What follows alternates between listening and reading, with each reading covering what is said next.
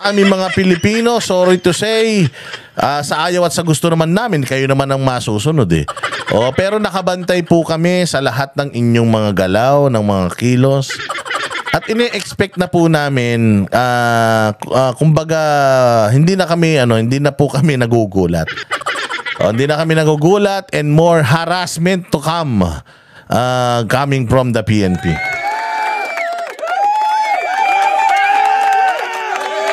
Pakinggan natin itong balitang ito at i-congratulate natin si General Torre.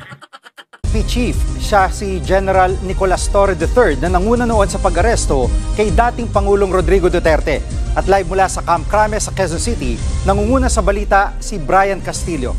Brian, bakit si General Torre ang napili ng Pangulo? Jiggy, walang ibinigay na detalye si Executive Secretary Lucas Bersamin kung bakit nga itong si Major General Nicolas Torre III ang napili ni Pangulong Bongbong Marcos bilang susunod na PNP Chief. Gayunman, ang malinaw daw ay base ito o naging base nito ay yung merits at accomplishment na meron itong si Nick Torre. Kaya hiling na Malacanang ay sana lang respetuhin yung naging desisyon ng Pangulo sa magiging susunod na PNP Chief na katakdangang magdaos ng turnover of command ceremonies sa June 2. Jiggy. At Brian, may kinalaman ba o may indikasyon na yung pangunguna ni Torre sa pag-aresto? So wala silang wala silang paliwanag, bakit, anong merits, kasi may pila eh. So dapat may paliwanag talaga sila. Pero wag na natin hingin yung paliwanag. Plain naman yan eh. It's as bright as day. Na talagang siya naman talaga eh. Kasi yung ginawa niya sa KOJC, ginawa niya kay Pangulong Duterte, audition yan. Kaya nga sabi ko nga sa inyo, bihira ang taong may prinsipyo sa buhay, yung tatanggap ng ganyang trabaho. May pangarap talaga sa buhay si General Torre, kaya yung mga bagay na hindi naman niya dapat gawin ay ginawa niya. Ganun talaga buhay. Pero ito lang talaga ang nakikita natin. So itong pagkakatalaga kay General Torre ay isang patunay na talagang manloloko si Bongbong Marcos. Manloloko in what sense? Hindi ba nung nakaraan, kesyo reconciliation, I don't want quarrel with anybody, I want to be friends with everybody, I want to sit down and talk to them, what's wrong, we will correct it. Diba may mga ganun siya eh. Putang ina, tapos inilagay mo si General Torre bilang PNP Chief. Tapos gusto mong makipagbati sa mga Duterte na binalahura ni General Torre.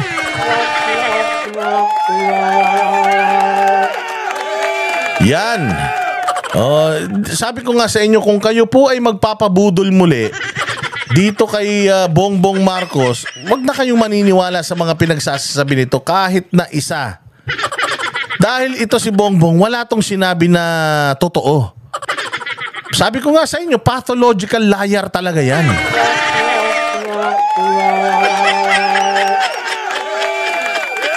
Diba? Gusto mong makipag-ayos sa mga Duterte, tas ang inilagay mo sa posisyon yung nanghayop sa mga Duterte. At least man lang sana dun bumawi ka eh, di ba? Hindi ko ilalagay na hepe ito si General Torre because may galit to at galit ang mga Duterte supporters dito eh. But the fact na nilagay mo siya dyan, ibig sabihin, putang ina, tinatarantado niya talaga yung mga Pilipino. Tinatarantado niya yung Pilipino dun sa huling interview niya. Tinatarantado niya yung Pilipino nang inilagay niya sa posisyon yung napakaraming kaso ng paglabag sa kanyang tungkulin.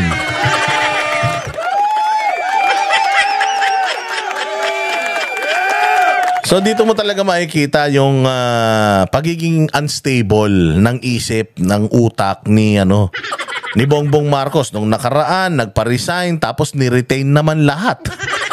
Lahat naman ng malalaking pangalan, mga key positions na alam nating umaabuso sa kanilang kapangyarihan. Yung mga key positions na merong direktang epekto sa paghihirap ng mga Pilipino, yun pa din yung mga sekretary nila. Hindi ba? Katulad na lang sa DILG. Peace and order. Pucha yan, palpak. Niretain. DOJ.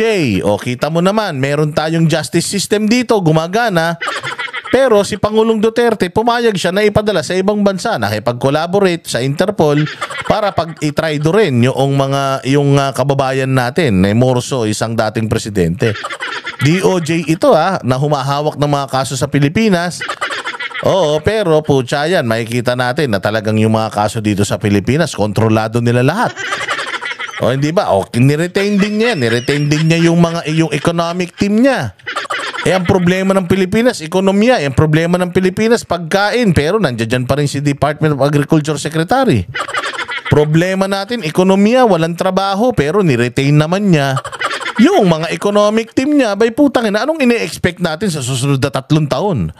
Are we expecting na magkakaroon tayo ng magandang Pilipinas sa susunod na 3 taon kung pare-parehas na mga tao pa rin yun nandiyan? Pinalitan mo yung Department of Science and Technology. For example, pinalitan mo yung CHED, pinalitan mo yung ganito, pinalitan mo yung ganyan. Pucha, hindi yan ang problema ng bayang Pilipinas. Ang problema ng bayang Pilipinas, yung kalam ng sikmura Pero yung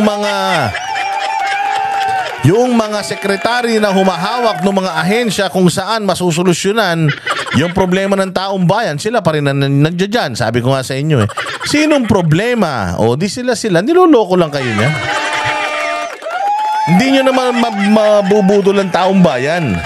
Ginagawa na lang nila ito para makaiwas sila sa usapan ng dayaan noong nakaraang eleksyon. Baka nga pati itong pagtatalaga kay General Torre ano pa rin yan diversion yan para mas mapag-usapan to kasi iskandaloso itong posisyon na ito.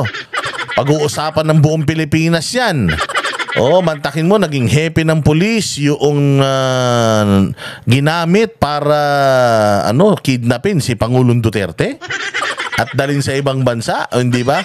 Pag-uusapan yan, sigurado sasabog ang media at ang social media. Ang tanong, ano yung makakalimutan natin pag sumabog na naman ang mga ito? Ayan, yung BICAM report, yung mga revelasyon ni Toby Chanco tungkol sa bayaran sa Congress, yung corruption, yung pagdami ng droga, customs, lahat.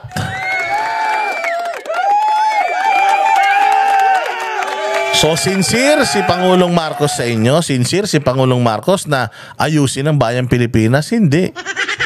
Sabi ko nga sa inyo, kung wala siyang nagawa sa loob ng 3 taon, there's no way na meron pa yan magagawa for the next 3 years. Kung meron man bagay na ginawa, ito si Bongbong Marcos na talagang hindi natin makakalimutan at legacy niya, ay yun yung wala siyang ginawa.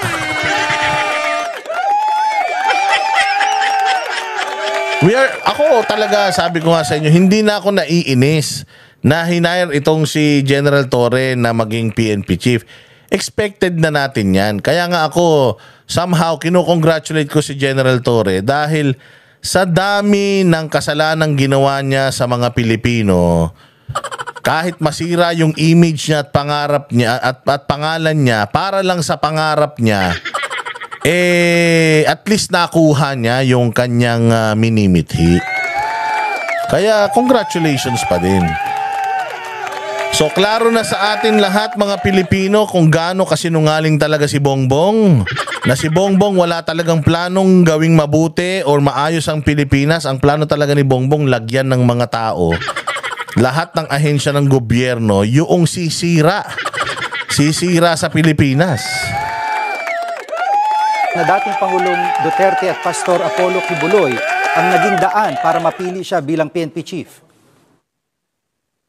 Jiggy, ayon kay ES Bersamin, posibleng isang araw yan sa mga naging konsiderasyon kung bakit nga napili itong si Major General Nicolas Torre. Gayunman, so dahil daw kay Pastor Apollo Kibuloy, sa ginawa niya kay Pastor Apollo at saka ginawa niya kay Duterte, isa daw yan sa naging dahilan.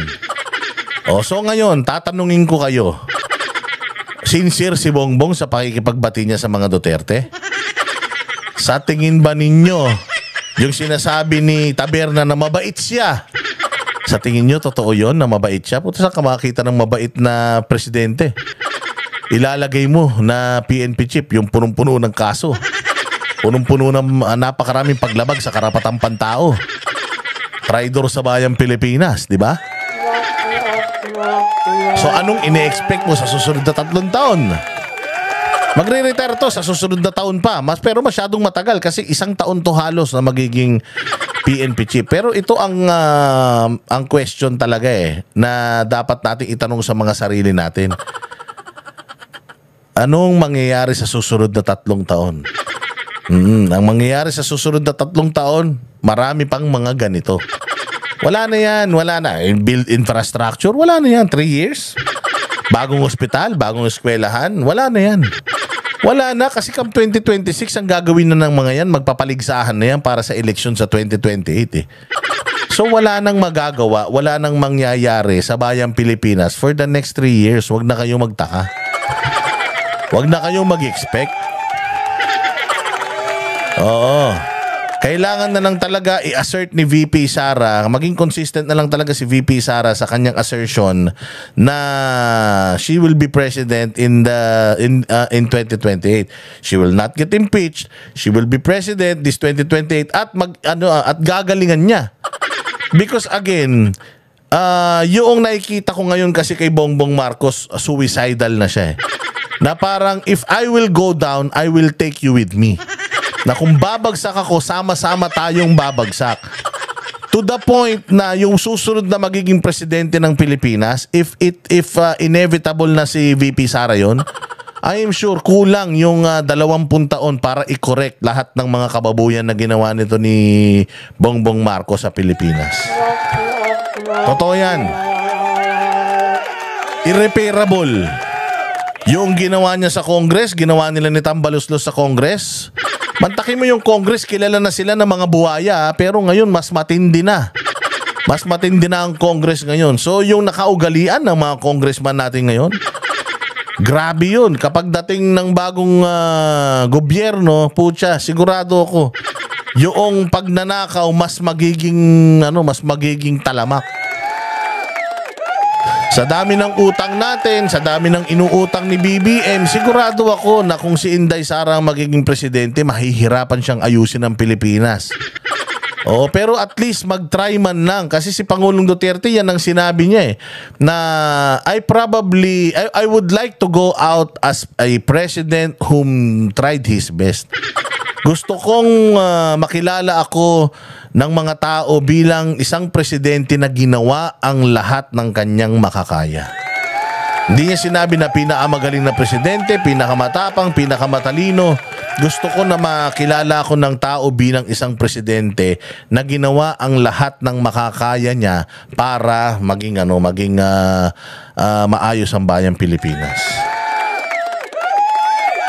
Marami lang posible na may iba pang mga dahilan kung bakit napili ng PBBM itong si Nick Torre dahil itong si Torre ay naging kilala rin sa kanyang ipinatupad na 3-minute response time noong siya ang district director ng Quezon City Police District kung saan ang naging mandato niya ay magresponde ang lahat ng mga pulis sa loob lang ng 3 minuto mula nang matanggap ang anumang tawag mula sa mga nakakailangan ng tulong. Jiggy. Ibig sabihin nito ay tataas pa ng ang ranggo niya sa pagiging general, 2-star general. Alam mo, Jiggy, tama ka dyan. No? Mula sa pagiging isang 2-star o major general ay agad-agad na magiging 4-star general itong si Nicolas Torre oras na maupo na bilang PNP chief. In fact, nalaktawan niya yung iba pang mga naging maingay na contender sa pagka-PNP chief na mas mataas yung ranggo kumpara sa kanya. Kabilang na nga dyan itong si Lieutenant General Jose Melencio Natates Jr. na siya ngayong District Deputy Chief for Administration ng PNP. Ito rin si Nick Torre ang kauna-unahang PNP Chief na graduate naman ng Philippine National Police Academy o PNPA dahil for the longest time mula nang matatag ang PNP. 'Di ba? Ito pa lang yung hepe ng police na PNPA. Meron pa kasing mga PMAers na huling-huli na. So dapat yun yung mga nabigyan ng tsansa. Pero okay lang kasi sabi ko nga sa inyo, mas masipag si General Torre kaysa sa inyo